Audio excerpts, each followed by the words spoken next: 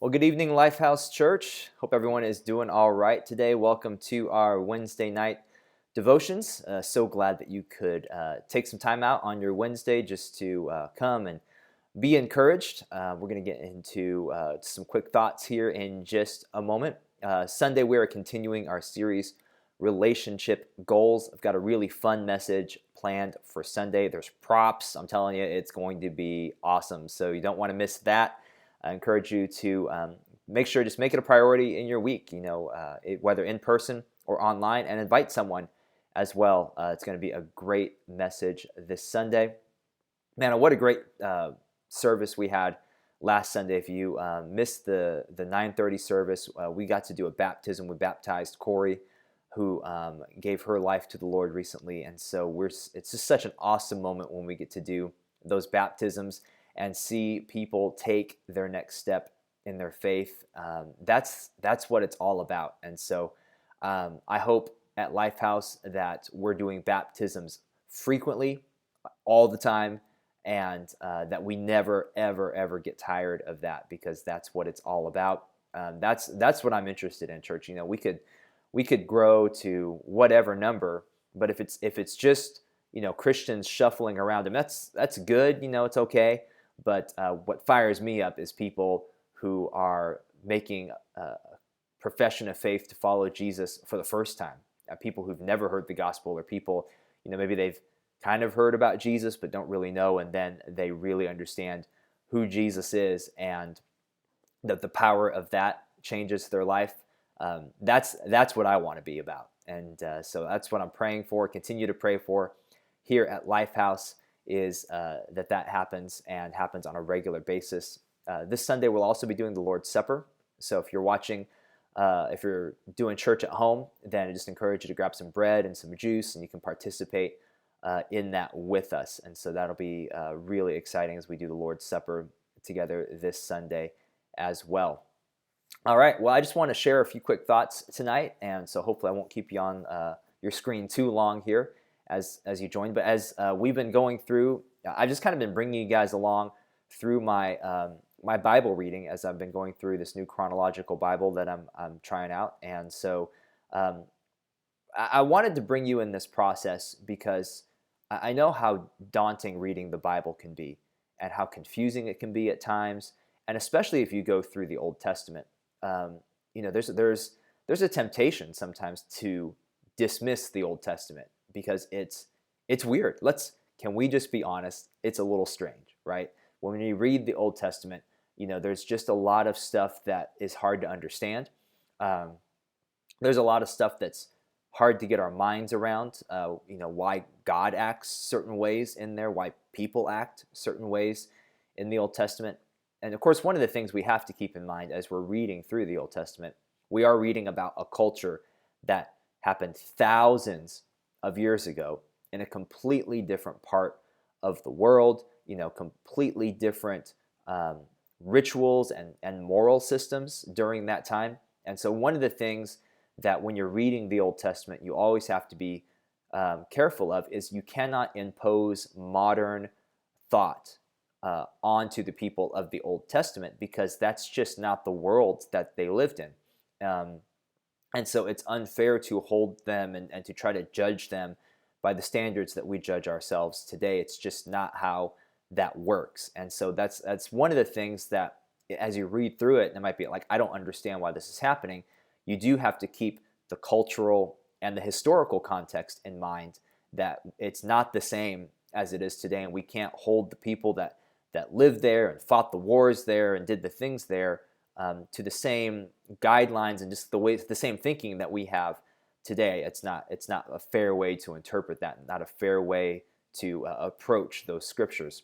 And so as I'm reading through the chronological plan, as we talked about last week, the calf and Aaron making the calf, the people of Israel, while Moses is up on the mountain, the people get restless, and so they build the golden calf. That's the famous scene in Ten Commandments where Charlton Heston comes down the mountain, throws the tablets at the calf, and it's like all pandemonium is breaking loose. And that must have been mind blowing when it came out. By the way, that's the special effects of God writing his the Ten Commandments and the tablets with with the fire. But I digress. I digress.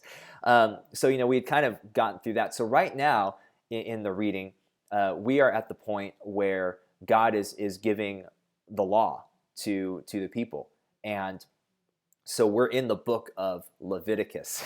And if you've been a Christ follower for any period of time, I'm sure you have I'm going to read the Bible all the way through. So you start at Genesis, and you're trucking through Genesis, and it's not too bad. There's a lot of stories in Genesis, so you're like, okay, I can do this. There's Abraham, there's Isaac, and Jacob, and Joseph, and it's like, okay, I got this. And so you get to Genesis, then you go to Exodus, and you're like, okay, I'm doing good. There's just Moses, the plagues and the showdown with Pharaoh and all of that. You're like, all right, I've got it. And then you hit Leviticus, right? And you're like, whoa, what have I gotten myself into?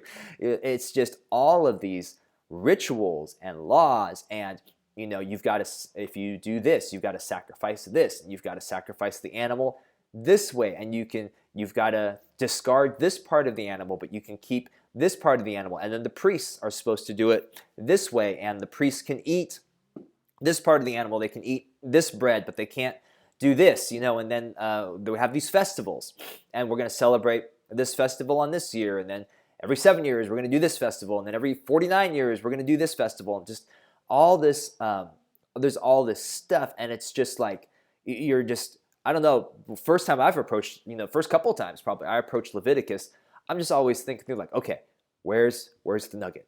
Where's, it's like you read through the Bible, it's like, okay, what's that one thing that's going to speak to me?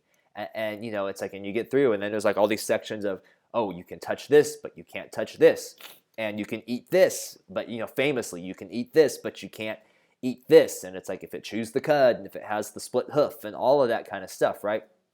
And so Leviticus can be a challenging book, and so there's a couple of things I want to give you tonight to help you, and one of those is actually a resource that is not mine, but I think it's so helpful for understanding the book of Leviticus. So after this video, if you're on YouTube, stay on YouTube. If you're on Facebook, go to YouTube and put in the search, Bible Project Leviticus, Bible Project Leviticus, and then watch. There's a video that the Bible Project does, and I'll link to it in the description, that explains the book of Leviticus very well. And it gives you an overview of the format of the book of Leviticus, and it gives you some great just handles of why this book, like why are we reading this? What is this about? Because I'm not gonna lie, when you read through it, it's a lot of skimming, right? It's a lot of like,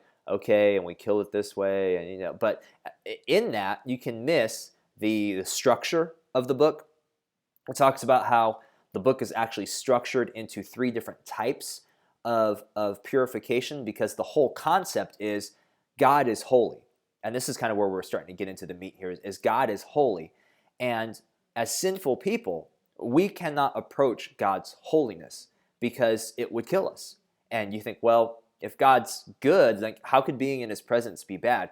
But in the video, in the Bible Project video, it talks about how God's presence is like the sun, and it's powerful and it's pure, and there's just, it's helpful. But if you're not prepared to be in the presence, if you get too close to the sun, bad things are going to happen. And it's kind of the same way with God, is that his presence is so powerful and so pure that unless you're prepared, you can't be in it. And so God had to create all of these guidelines so that sinful people could approach him and could be in his presence. Remember, during this time, God's dwelling with the people of Israel in the tabernacle. And there had to be a way for God and sinful man to coexist in there so he could lead them through the wilderness. And so that's the backstory of what's going on in Leviticus. And so there's ritual purification, which is, mainly the sacrifices. And that's if you do this sin, you got to offer this. And if you want to do this, if you commit this sin, you got to offer this animal. And if you want to give a thanks offering, you have to offer this animal. And then there's priest purification. And so it was guidelines for the priests, because the priests were set apart from the regular people, and so they even had more purification and more rituals that they had to go through in order to stand in God's presence.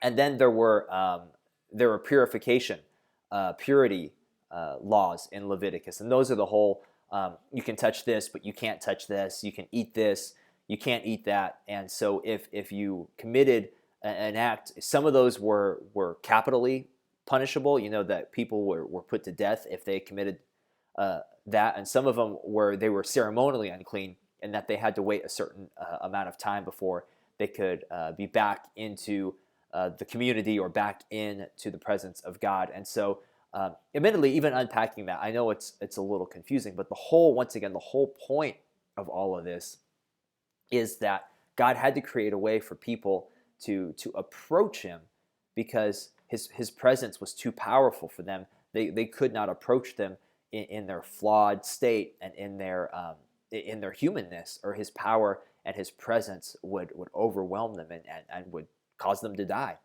And so as we take this, and what do we get out of something like this? You know, if you're reading through the book of Leviticus, and you're like, what am I supposed to get out of this? I think, once again, it really comes down to this idea of God's holiness, the power of His holiness, the power of His presence, the impact of our sin,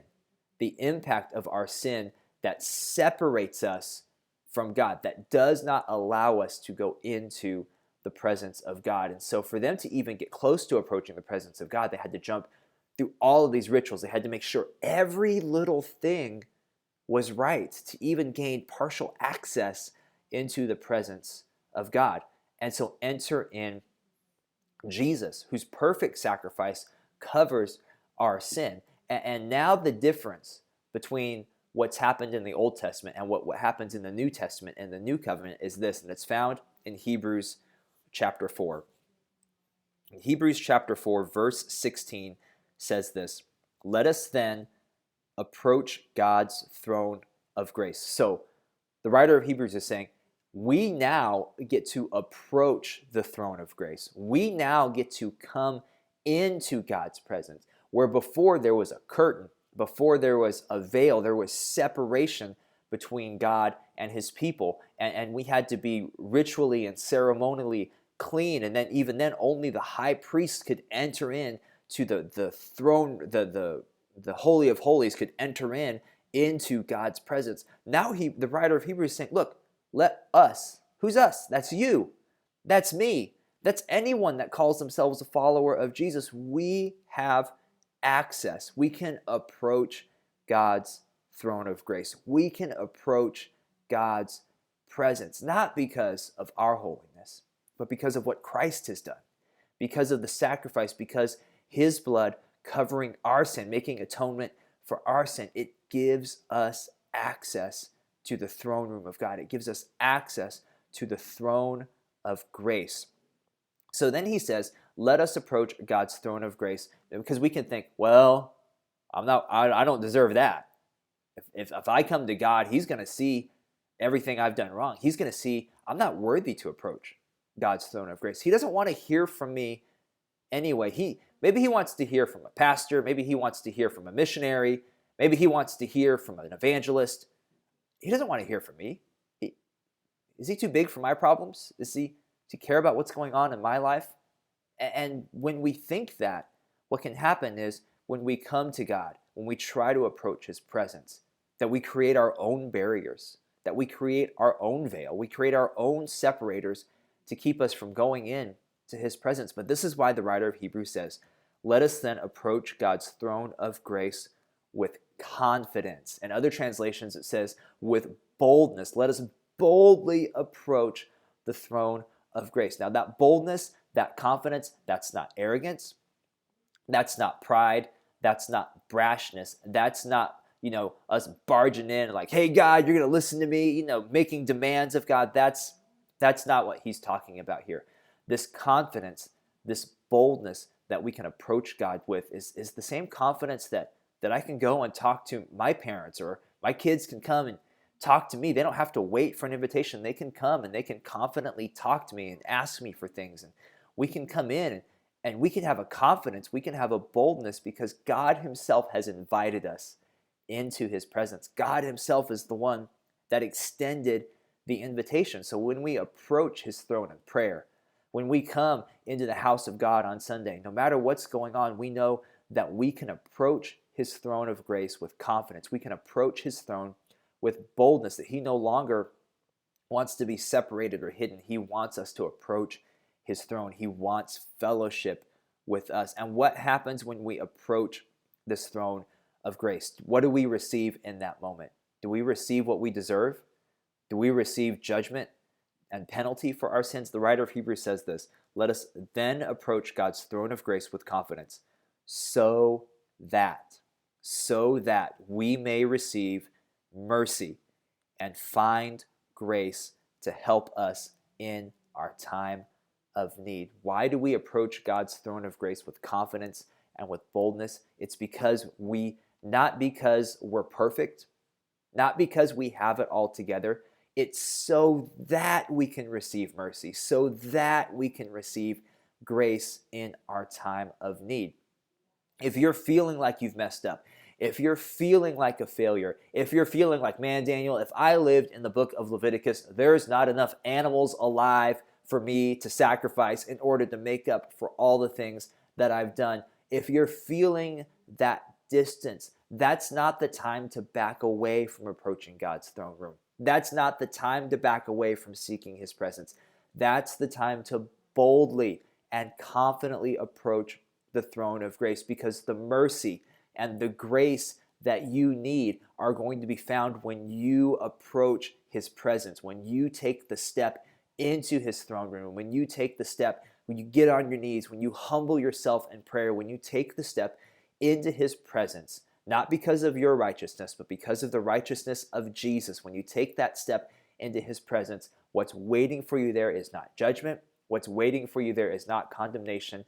It's mercy and grace. It's mercy and grace. It's waiting for you at the throne room of God's grace, the throne of grace, when we approach it with confidence and approach it with boldness. So when you pray, know that God wants you to be there. Even if you've messed up, even if you've had a bad week, even if you're struggling with fear, anxiety, or depression, or worry, or loneliness, even no matter what's going on in your life, if you're struggling, he wants you to approach the throne of grace. He wants you to come boldly into his presence. He's extended the invitation to you. And that's, for me, just seeing the juxtaposition of what people had to go through in Leviticus to what God has extended us now is so powerful. It's the completion of the story. It's allowing us to look at the Old Testament and say, man, this is pointing to what God is really going to do. And then we get to live in that. Is so incredible. So I just want to encourage you once again, approach the throne of grace with confidence. Approach it with boldness, because you've been invited. You've been invited into God's presence. And in that's where you're going to receive the mercy. That's where you're going to receive the grace that you so desperately need and that you so desperately desire. Let's approach the throne of grace with confidence. Let's approach it with boldness. Well, church, thanks so much for taking time to join me tonight. I hope that it was helpful for you. I hope that just kind of adds a little spark to the time you spend with God every day. We will see you Sunday as we continue our series, Relationship Goals, 9:30, 11 o'clock in person or online. Thank you so much. You guys have a great night. Don't forget, check out the Bible Project video right after this.